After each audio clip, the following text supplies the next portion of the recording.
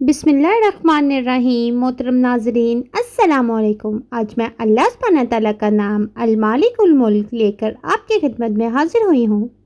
مالک الملک، ملکوں کا مالک اللہ تعالیٰ قرآن مجید میں ایک موقع پر اپنے آپ کو مالک الملک، بادشاہی کا مالک کہتا ہے۔ وہی مخلوق کا واحد مالک اور حاکم ہے۔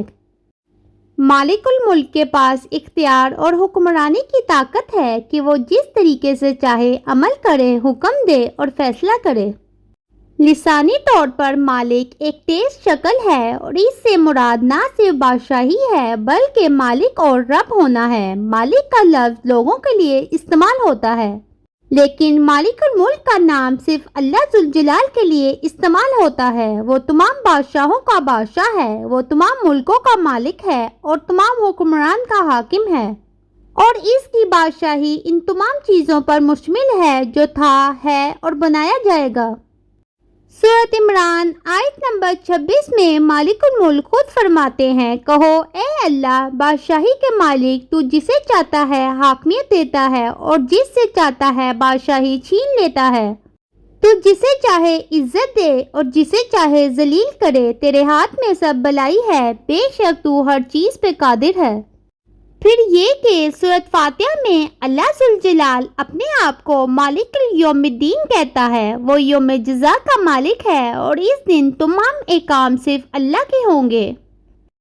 کوئی بادشاہ یا حاکم کسی کو کسی چیز کا حکم نہیں دے سکے گا اور نہ ہی کسی شخص کو کسی دوسرے کے لیے کچھ کرنے کا اختیار ہوگا۔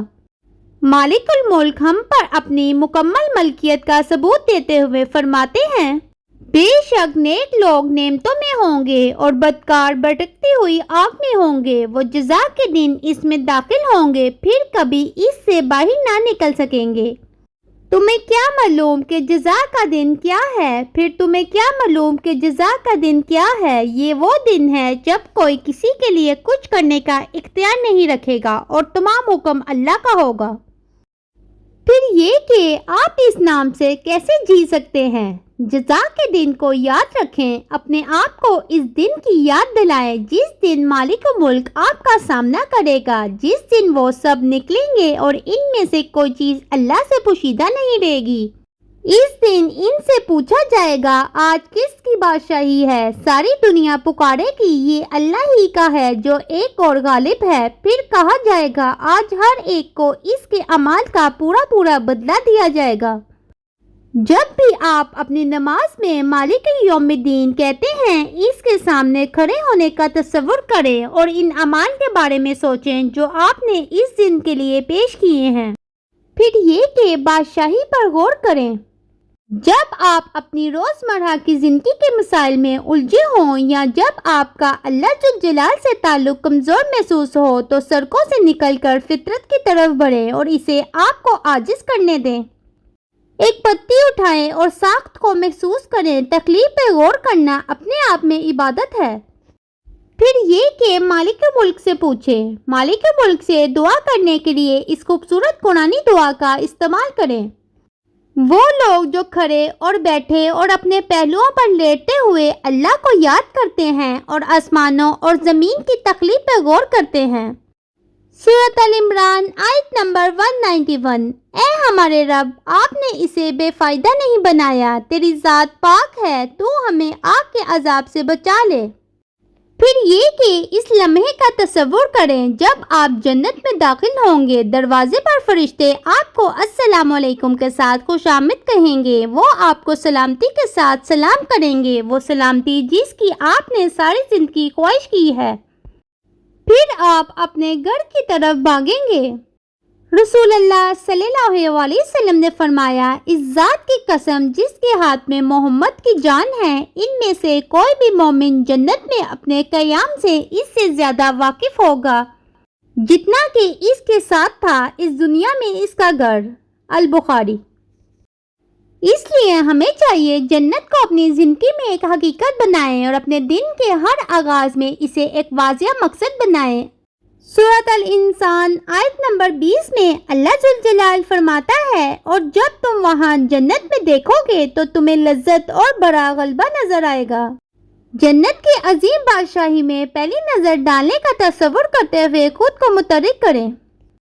پھر یہ کہ مالک ملک کے غلبہ میں ذمہ دار ہونا۔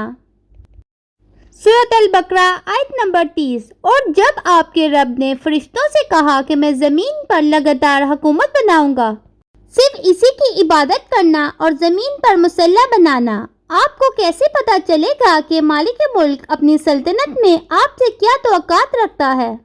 قرآن اور سنت کا مطالعہ کرنے سے آپ پہلے اس کے احکام اور حدود کو پڑھ سکتے ہیں جن کے ساتھ وہ آپ کی رہنمائی کرتا ہے۔ دوسرا مرحلہ اس سے اپنے دین کو سمجھنے کے لیے پوچھنا ہے، اور تیسرا اپنے علم پر عمل کرنے کی پوری کوشش کرنا ہے۔ پھر یہ کہ ایک اچھا لیڈر بنے۔ رسول اللہ صلی اللہ علیہ وسلم نے فرمایا، تم میں سے ہر ایک چراغا ہے اور اپنے ریور کا ذمہ دار ہے۔ لوگوں کا قائد ایک محافظ ہے اور اپنی رعایا کا ذمہ دار ہے۔ مرد اپنے خاندان کا سرپرست ہے اور وہ ان کا ذمہ دار ہے۔ عورت اپنے شوہر کے گھر اور اس کے بچوں کی محافظ ہے اور وہ ان کی ذمہ دار ہے۔ آدمی کا خادم اپنے مالک کے مال کا محافظ ہے اور وہ اس کا ذمہ دار ہے۔ یقیناً تم میں سے ہر ایک چرواہا ہے اور اپنے ریور کا ذمہ دار ہے۔ البخاری المسلم۔ کبھی بھی کسی دوسرے پر اپنے اختیار کا غلط استعمال نہ کریں۔ اپنے شریک حیات، بچوں اور جانوروں کے ساتھ بھی انصاف کریں اور اپنے آپ کو یاد دلائیں کہ مالک ملک آپ سے آپ کی قیادت کے بارے میں پوچھیں گے۔ پھر آخر میں مالک ملک سے دعا کرتے ہیں، اے اللہ مالک الملک، ہم جانتے ہیں کہ تو ہی ہمارا مالک اور حاکم ہے۔ ہمیں اپنے قول و فعل میں جزا کے دن کو یاد رکھنے کی توفیق عطا فرما۔ آپ کی بادشاہیت پر صحیح معنیوں میں غور و فکر کرنے اور اس سے عاجز کرنے میں ہماری مدد فرما۔ ہماری اس زمین پر ذمہ دار ہونے میں رہنمائی فرما، صرف ان لوگوں کے لیے جو ہمارے اختیار میں ہیں، اور ہمیں جنت میں داخل فرما۔ آمین یا رب العالمین۔